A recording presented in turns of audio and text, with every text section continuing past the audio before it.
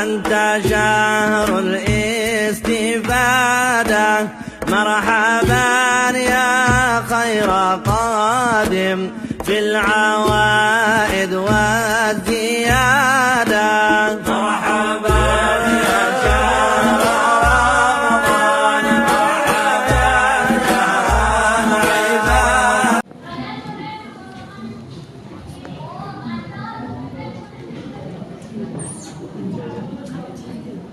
Assalamualaikum warahmatullahi wabarakatuh. Alhamdulillah, nahmaduhu wa nusalli wa nusallimu ala rasulihil karim, hamidan wa musalliyan wa musalliman.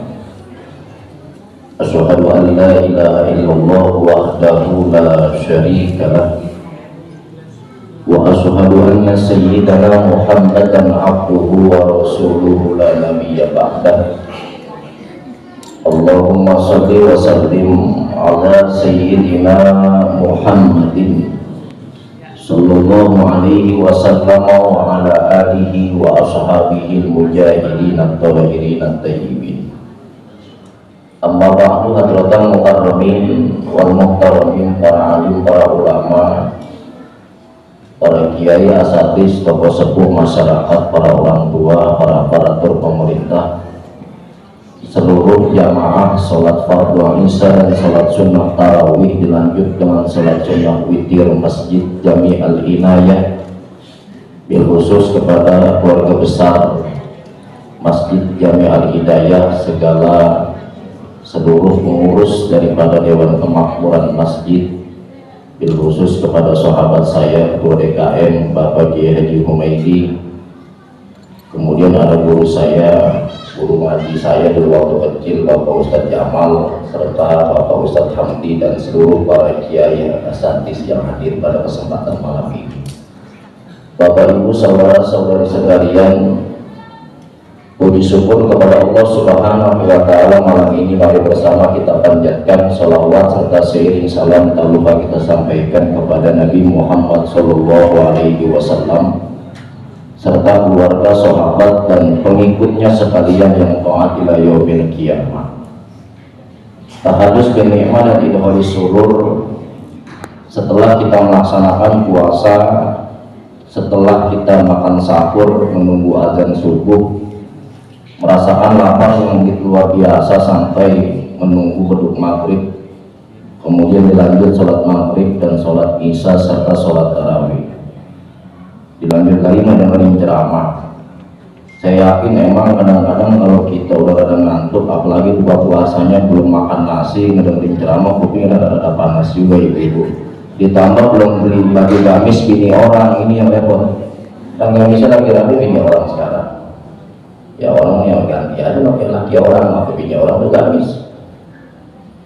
Bapak Ibu, saudara-saudari sekalian, dalam sepanjang sejarah daripada perjuangannya Rasul, baik dalam ghazwah atau perang apapun pada saat itu, Rasul itu selalu diberikan hadiah oleh orang-orang agnia atau para sultan raja pada saat itu. Berbagai macam hadiah yang diberikan oleh mereka kepada Rasul, dari binatang-binatang dan lain sebagainya, benda-benda unik, mewah, dan lain-lain daripada itu dikasih kepada Rasul. Dalam hal yang tidak biasa, ada beberapa agnia mengutus dokter spesialis kepada kampungnya Nabi pada saat itu. Beberapa dokter akhirnya pada jengah, Bu. Ini orang kontak merpati tahu jengah ya, pada udah kagak open, putus asa dia gara-gara kagak ada yang mau berobat itu. Sekampung kalau ada yang sakit, kan kalau dokter mah ngertinya orang sakit. Kalau dokter sholat tahajudnya, ya Allah, mudah-mudahan ya Allah orang-orang kontak merpati biar pada sakit, biar saya ada orderan. Kalau saya dulu nggak dapat duit dia, sama kayak tukang gali kubur, kalau nggak ada yang mati nggak ada yang dapat duit. Makanya kalau ada yang mati dia mau bersyukur. Orang-orang innalillahi wa inna ilaihi raji'un, alhamdulillah. Ustaz juga sama, alhamdulillah menyolati dan yang meninggal dunia. Ya kalau kalian meninggal dunia kan repot-repot dikit, apalagi mau lebaran, belum beli baju, belum beli sarung tamer 440 kayak baju, itu mahal banget tuh tamer 440 super itu. Kalau PHS klasik 600-700 ribu udah tamer coba. Yang 200 nya aja tuh tipe 200 1.300.000, yang tipe 420 2.400.000, apalagi 440. Penceramah kagak beli yang itu, kalau dia memang mau beli, namanya juga bos ya beli aja, cuma ntar yang nawarin sedikit ceramah ini kan jauh nih dari Banten, pulangnya bingkisin tuh namanya 440 begitu maksudnya, biar paham dikit, paham kali, kan itu atau orang menggunakan kan ya. Jadi nanti dikasih tuh, begitu hebatnya itu dokter spesialis yang ada penyakit apapun di kampungnya baik, karena tangan dia dipegang doang tuh baik, kalau pakai obat, sakti banget itu orang. Kalau bukan keturunan dukun mah hebat itu dia. Dokter dia bilang doang baik, mana ada yang benar. Akhirnya lama-lama nih beberapa dokter konsultasi sama Nabi, ya Nabi kalau begini caranya saya udah kagak mau jadi dokter dan nyerah di sini mah. Penghasilan saya udah kagak ada Nabi di sini apa? Kagak ada yang sakit Nabi. Ini apa sebenarnya ini orang-orang Madinah kok nggak ada yang sakit? Begini kata Nabi. Orang-orang Madinah itu dia itu nggak bakal mau makan kalau dia belum lapar, dan dia ketika udah makan itu berhenti sebelum kenyang. Kata Nabi, kata orang bambuaran dalam konteks merpati, kita mau lapar nih mau kagak ada makanan embat terus singkat yang penting makan. Biar kata lo mau buka puasa lontong 5, bakwan 5, bihun 2 piring, es campur sama es teh 2 gelas, tetap aja dia kata mau makan. Kita coba itu.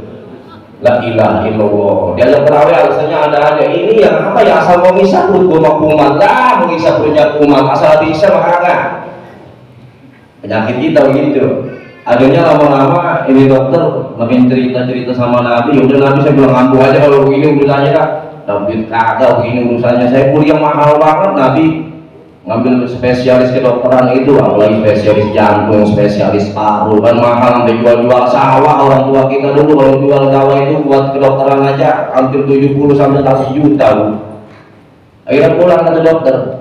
Makanya Nabi selalu pesan sama orang-orang Madinah pada saat itu bahwa makanlah ketika di saat kamu sedang lapar, dan berhentilah di saat kamu itu belum kenyang. Kalau kita habis terawih ntar ada yang bawa nasi goreng kita embat, jam 10 ngumpul di masjid ada urusan bawa martabak telur kita embat, jam 12 ke pos RW ada yang bawain lagi nasi kebuli kita embat juga, yang penting makan udah. Sahur biar kata sahur jam 3, pengen ke masjid itu subuh setengah 4 ada yang nawarin lagi dia makan juga. Gimana caranya biar perut kenyang, ntar tidurnya nyenyak, padahal penyakit mulu itu ya. Makanya orang tua kita dulu ngajarin begitu ya. Ini orang tua kita dulu. Biar kata tuh orang tua kita dulu kagak sekolah, kagak kuliah, tapi paham bu terkait kesehatan. Asal malam kita nggak boleh makan. Kata orang tua kita, tong, ntar malam lu kagak boleh makan. Makan mah pagi aja sama sore. Emang apa mak? Lu malam nggak boleh makan. Nggak boleh, malam penyakit, lu makan.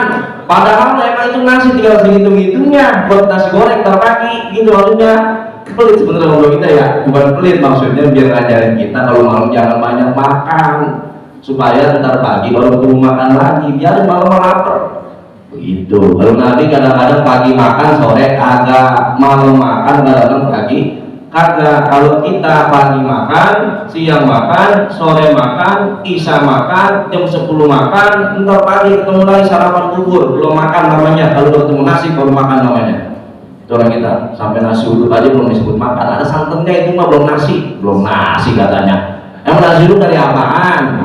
Kan dari nasi juga, ilongan dari kurayong tuh nasi uduk. La ilaha illallah. Makanya penting puasa, tetapi sumutasi. Puasa itu menyehatkan buat kita.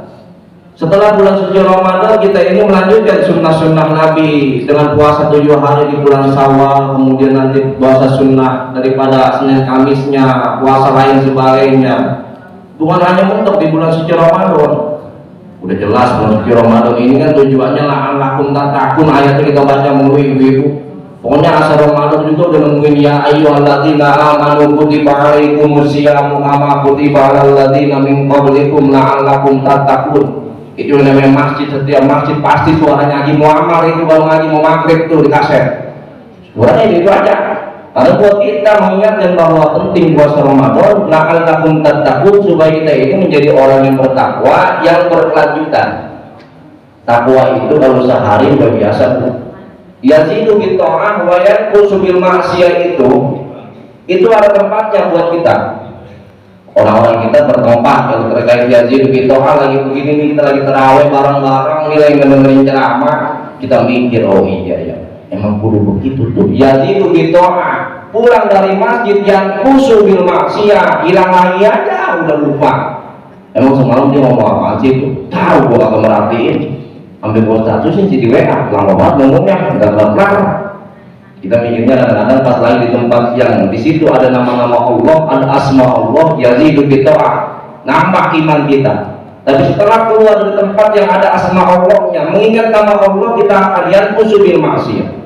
Makanya iman kita ini harus diiringi dengan ketakwaan yang setiap hari istiqomah di hadapan Allah Subhanahu wa Ta'ala. Rada sulit bu kalau kita istiqomah itu, memang rada sulit, mudah wamah juga rada sulit. Kalau kita lagi seneng aja, lagi enak aja pikiran, ibadah itu nggak usah disuruh-suruh, itu udah datang duluan. Biar kata Isa jam 7 lewat 16 juga bisa puasa, dia udah nongkrong di masjid. Subuh biar kata jam 4 lewat 42, dia habis sahur setengah 4 udah datang ke masjid. Kalau ibu yang mah pikiran mana mau lebaran, anak belum baru beli baju lebaran, fitrah bulonan, kaki kalau pulang udah seminggu. Pikiran akhirnya boksun kalau terlalu Melayu loh. Akhirnya dia kata kalau begini mah ya Allah saya nyerah juga hidup.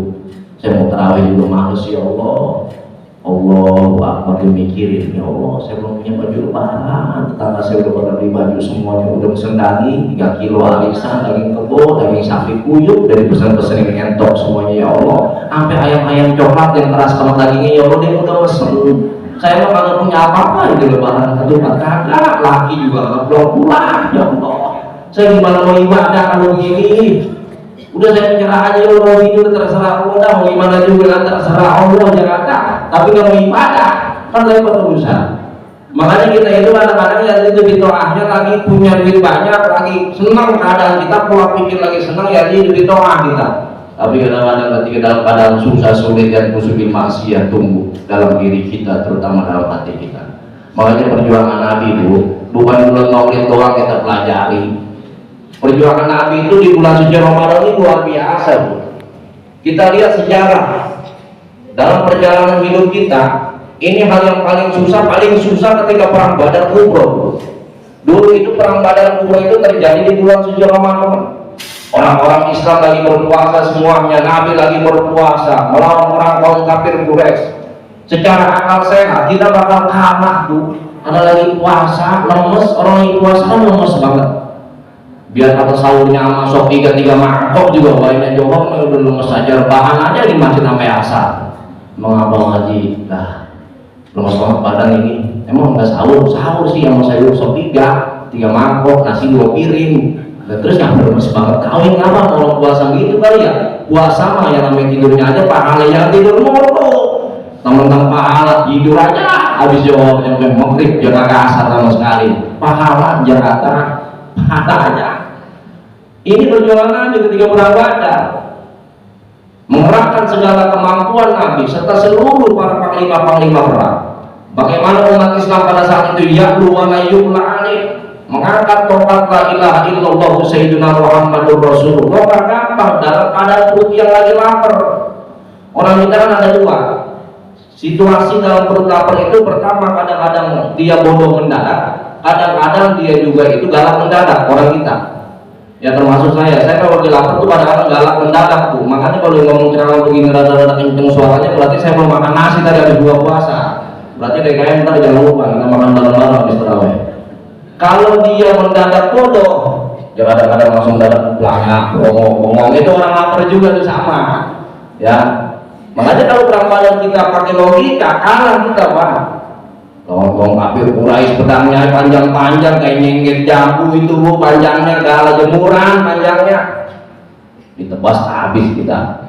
Secara kacir umat Islam pada saat itu. Tapi Allah menangkan karena semangat yang tinggi daripada kaum muslimin, bahwa Allah yang menolong kita. Iyyaka na'budu wa iyyaka nasta'in. Allah menolong umat-umat Islam pada saat itu dari serangan orang-orang kaum kafir Quraisy dalam perang Badar. dan dimenangkan bahwa ya waliyul alim, ini bulan suci Ramadan, bulan yang dilipat gandakan segala kebaikan-kebaikan kita. Apapun itu yang bentuknya kebaikan dilipat gandakan di bulan suci Ramadan, Bu. Beda sama bulan lainnya, makanya 12 bulan disisain 1 bulan itu buat kita introspeksi diri, muhasabah diri. 11 bulan kemarin kita nyari duit sampai sumsang sumber, tapi orang kita berdali, giliran puasa dia nyari duit sampai sumsang sumber. Kira mau lebaran nyari duit, tapi dalam perusahaan kata orang komen mati mah. Sahur, orang sahur dia masih narik aja, sampai maghrib lagi kalau pulang-pulang, ternyata anak mau pada di baju nih lagi mumpung nih sekarang nih. Biar kata lagi mumpung juga lihat dulu situasinya. Ibadah itu yang paling baik emang di bulan suci Ramadan, makanya disirin sebulan. Maksudnya bahwa supaya 11 bulan kemarin itu kita ada salahnya, ada dosa kita, ada kekeliruan. Ini biar bulan suci Ramadan ini tempat introspeksi, tempat muhasabah buat diri kita. Apalagi di bulan suci Ramadan ini bulan yang diturunkannya undang-undang terbesar buat kita.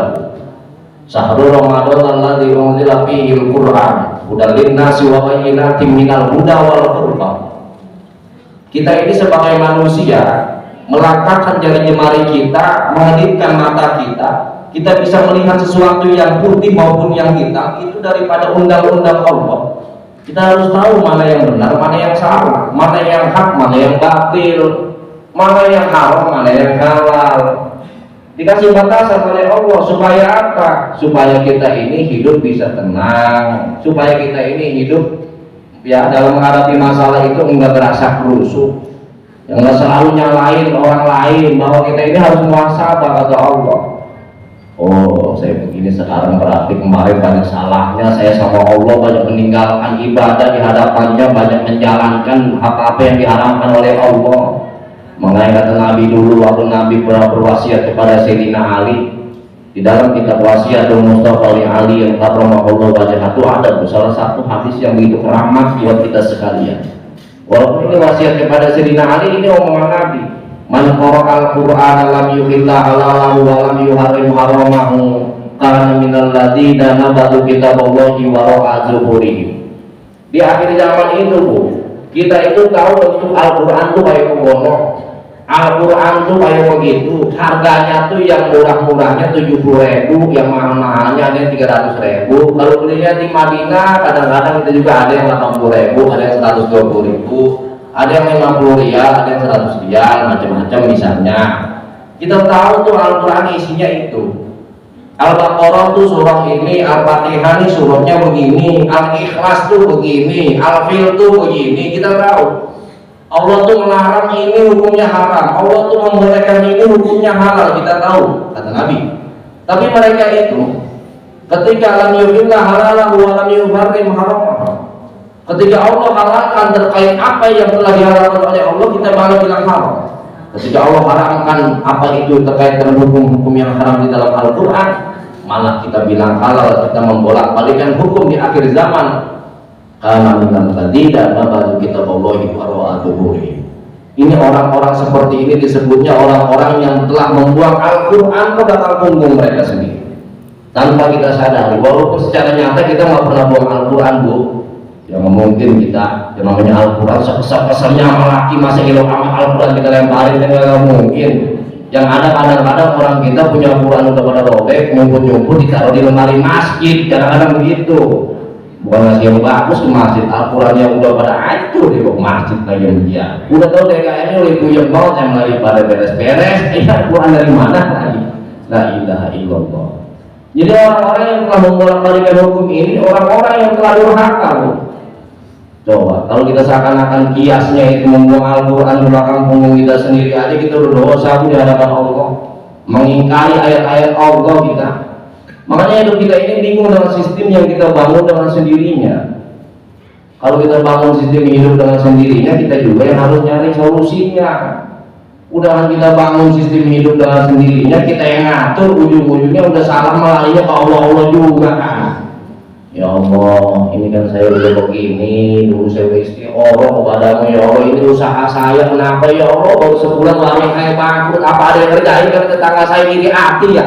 Tidak terkungkung kawin kali bawa pasir dari Solo. Kita kan suzon aja urusannya. Padahal itu udah kehendak Allah. Ya laku kata orang kaya, udah jalanin aja, jangan suzon mulu kita. Pagi-pagi anaknya bilang, "Mak, lu depan warung kita, rumahnya kasih warna putih." Waduh, dari siapa ini? Rumahnya kita lihat aja. Coba kita datang ke rumah orang pintar, tanya, "Tat, orang bagaimana warung saya? Depannya ada pasir banyak banget, warnanya putih."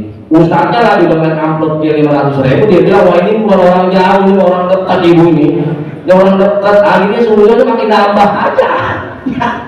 Tetangganya kebenaran lagi bangun rumah, pasirnya warna putih. Kata anaknya, "No, dia orangnya yang lagi bangun rumah." Brengsek juga ini orang. Akhirnya lama-lama dia gara-gara sujud dia berantem beneran. Nggak nanya sampai 7 rejep. Gara-gara 7 rejep dia kakak nanya, akhirnya kan untuk rezeki dia. Keselamatan nempatin rumah baru, geseknya 3 biji masing-masing orang, dapetnya BHS klasik, duitnya sampai 1 juta, dia nyesel kagak diundang Bu. Gara-gara dia dulu udah nyumpahin macam-macam, sumpah serapah. Ini efek suzon. Makanya Allah gambarkan supaya kita ini hidup jangan suka-suka sama orang lain. Biar orang lain mau begitu, kita mah jangan begitu. Yang baik kita tiru ya jahat ya jangan. Yang penting hidup kita ini selaras, udah enak aja. Waras, udah enak. Dia mah enak, gimana pokoknya biar kata begitu juga dia bakal pagi aja bininya belanjanya itu banyak, baru aja 300.000.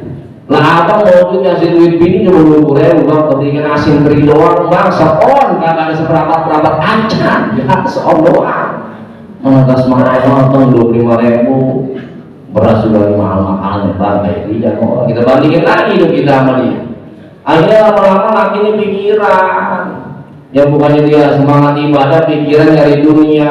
Akhirnya kemana-mana dia serempet terus yang haram, agak mandang yang halal, yang penting dapat duit. Haram juga udah, yang penting mendapat duit urusannya. Pulang mau duit 5 juta, boleh nipu ke orang lain. Yang 100.000 mahal lagi, dia boleh dibagi sama temennya, karena kasihan ini cepet buat udah anak jajan. Yang 5 juta boleh nipu. Ditanya bininya, "Nih beli 100.000 halal, 5 juta halal, lu pilih yang mana?" Kata bininya, "Bang, mendingan 5 juta bang, sikat aja juga haram juga, yang penting kita beli baju lebaran." Itu kan jadi itu aja pulang kita. Malah yang kusubil maksiat.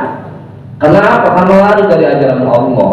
Kalau udah lari dari ajaran Allah, hidup kita ini bakal berantakan tuh, bakal berantakan.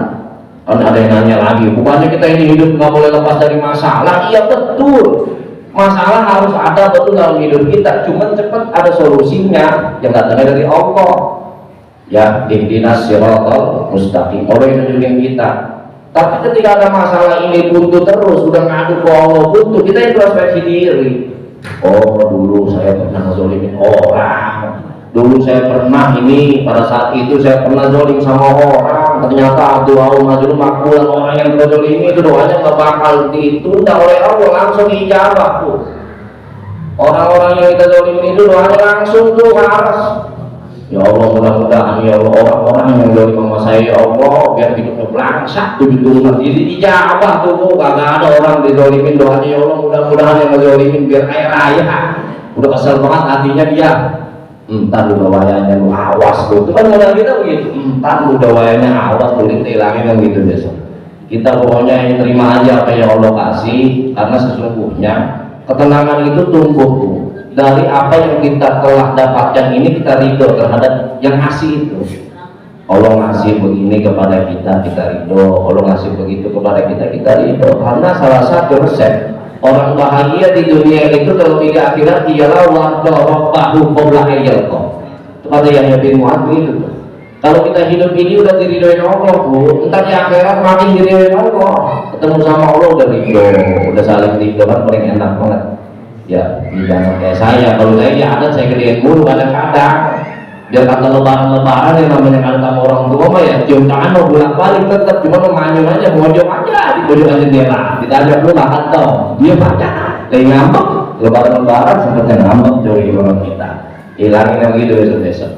Itu salah satu bagaimana kita sebagai manusia bisa melanjutkan akan perjuangan Nabi Ya'lu wa la yu'la, salah satunya dengan menerapkan Al-Quran, membumikan Al-Quran dan melangitkan ajarannya. Ini ngomong-ngomong udah berapa jam sih ngomong ini? Tapi lama dikit lagi ya, tanggung dikit lagi. Ngomongan yang terakhir ini saya ceramah di masjid ini, nggak ada lagi kalau tunggu besok mah berlebaran. Mumpung terakhir. Emang kalau yang namanya orang ganteng mah terakhir pun ditaruhnya yang pertama yang tua-tua biasanya.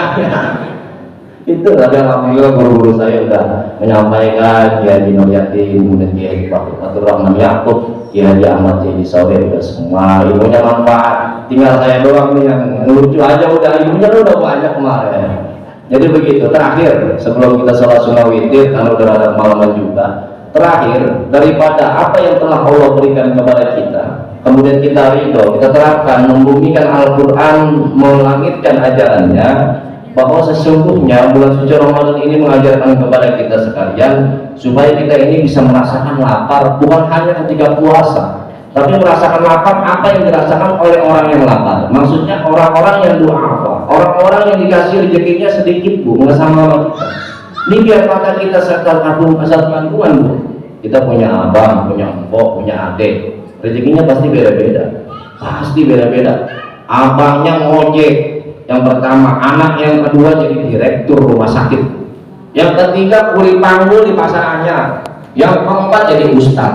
Jadi ustad mantap ada gajinya, kalau mau jadi ustad bayar gaji kartu anak-anak mana bantal-bantal banget yang kami kita ajarin ustad.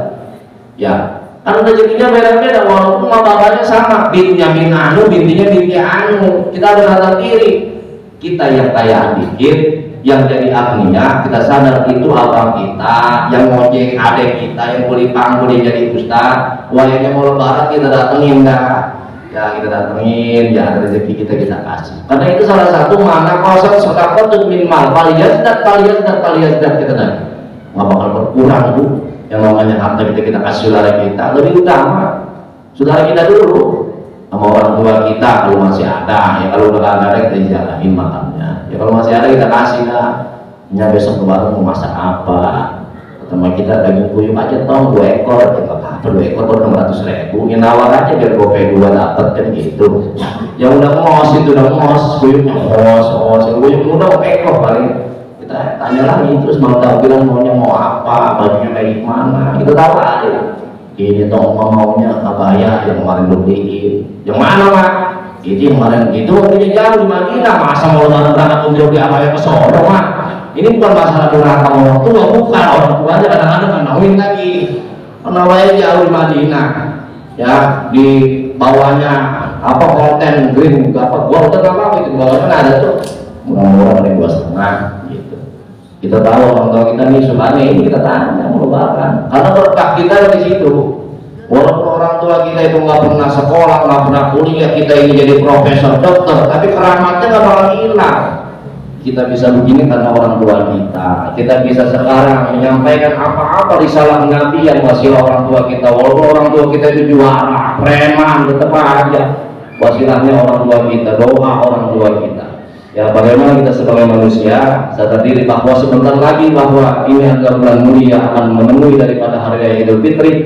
Kita sayangilah, kita kasih kesempatan yang begitu besar kepada kedua orang tua kita untuk apa yang beliau mau semua kita turuti, kita adain kepada orang tua kita. Karena orang yang paling sedih bu di malam takbiran itu orang yang kalau udah punya orang tua paling enak banget tuh takbiran.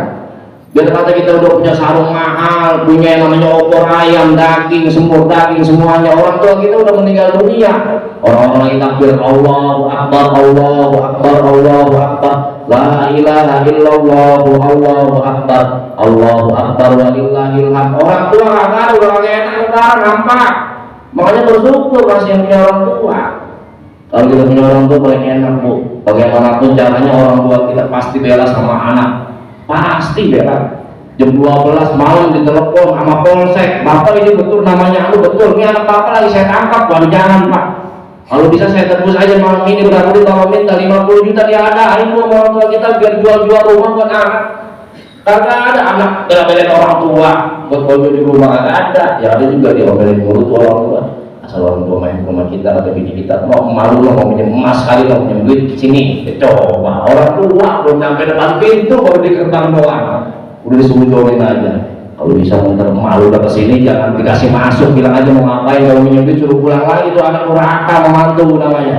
Jangan sampai kita punya yang namanya anak dan mantu seperti itu karena menutup keberkahan dalam hidup kita dan karena bakal dijamin masuk surga. Nauzubillah min zalik. Oleh karenanya selagi kita punya kedua orang tua, manfaatkanlah momentum hari raya Idul Fitri Ramadan kita supaya kita bisa minta maaf yang sebanyak-banyaknya kepada kedua orang tua kita.